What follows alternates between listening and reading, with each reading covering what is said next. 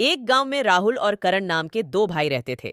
दोनों भाइयों के बीच गहरा प्यार था, जो उसकी माँ के कहने पर भी दिखता था। वो कभी भी एक दूसरे के बिना नहीं रह सकते थे। राहुल बड़ा भाई था और वो बड़ा भाई होने के नाते बहुत ही मेहनती और जिम्मेदार था। वो अपने काम को लेकर हमेशा सजग रहता था। जबकि दूसरा भाई करण, जो कि छोटा भाई था, वो अपने ही दुनिया में मस्त रहता था। वो हमेशा मौज मस्ती के मूड में ही रहा करता था। एक दिन करण ने अपने सपने के बारे में अपने बड़े भाई राहुल को बताया। करण बताते हुए बहुत खुश और उत्साहित था। राहुल ने उसकी पसंद को माना और उसे कहा, एक हाँ दिन हाँ, समय का तुम एक पहिया दिन बदला शहर जरूर और जाओगे बड़े और भाई बहुत राहुल की कामयाब हो नौकरी जाओगे। बहुत बड़े शहर में लग गई। करण ने गांव में ही रहकर खेत में सब्जियां उगाई और बेचने लगा। करण टोकरी में बहुत सारी सब्जियां बेचने के लिए ले जाता था। सारी सब्जियां ताजी और हरी रहती थीं। सब गांव वालों को उसकी सब्जियां पसंद रहती थीं और सारी सब्जियां बिक जाती थीं। करण घर आते समय बिना सब्जियों के आता था, क्योंकि उसकी सारी सब्जियां बिक जाती थीं। करण और उसकी माँ सब्जियों के बेचने से जीवन बिता रहे थे और वो खुश भी थे। करण फिर भी बहुत उदास रहा करता था, क्योंकि उसको अपने भाई राहुल की बहुत याद आती थी। वहाँ राहुल भी बहुत उदास रहता था और हर रोज अपने भाई और माँ से फोन पे बात किया करता था। धीरे धीरे 1 साल बीत गए। बड़े भाई राहुल ने शादी कर ली थी, फिर भी वो खुश नहीं था। उसने एक दिन कहा, मुझे अपने भाई और माँ की बहुत याद आती है।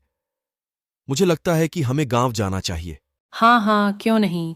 हम गांव जरूर जाएंगे। ठीक है, तो फिर हम कल गांव जाएंगे। दोनों शहर से गांव जाने के लिए निकल गए। राहुल और उसकी पत्नी हिना दोनों शहर से जब पहुंच गए, राहुल तो बहुत खुश था। घर आते ही राहुल और करण बहुत खुश हुए और दोनों अपनी बात लेकर बैठ गए और उन दोनों ने काफी देर तक एक दूसरे से बात की। राहुल ने तो सारी बातें बता दी कि वो कैसे सब्जियां उगाता है और कैसे सब गांव में बेचने जाता है। आज के बाद तुम्हें गांव में रहने की जरूरत नहीं है। तुम हमेशा मेरे साथ रहोगे मेरे भाई। मुझे तुम्हारी बहुत याद आती थी।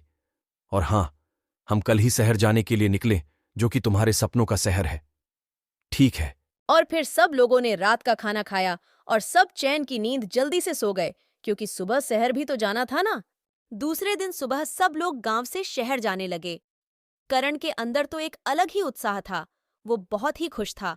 उसे बहुत इच्छा थी अपने सपने के शहर को देखने की। सब लोग थोड़े समय के बाद गांव से शहर पहुंच गए और करण के खुशी का ठिकाना ही नहीं था। ये है हमारा घर और तुम्हारा बचपन का सपना, जो कि शहर जाने का हुआ करता था। अब से हम सब लोग एक साथ रहेंगे। इस कहानी से हमें यह सीख मिलती है कि भाई से बड़ा कोई मित्र नहीं होता है। भाई का प्यार बहुत अनमोल होता है। हर सुख दुख में भाई का प्यार काम आता है। हमें भी राहुल और करण जैसे भाइयों की तरह मिलजुल कर रहना चाहिए। ये कहानी हमारे दिल में हमेशा रहेगी।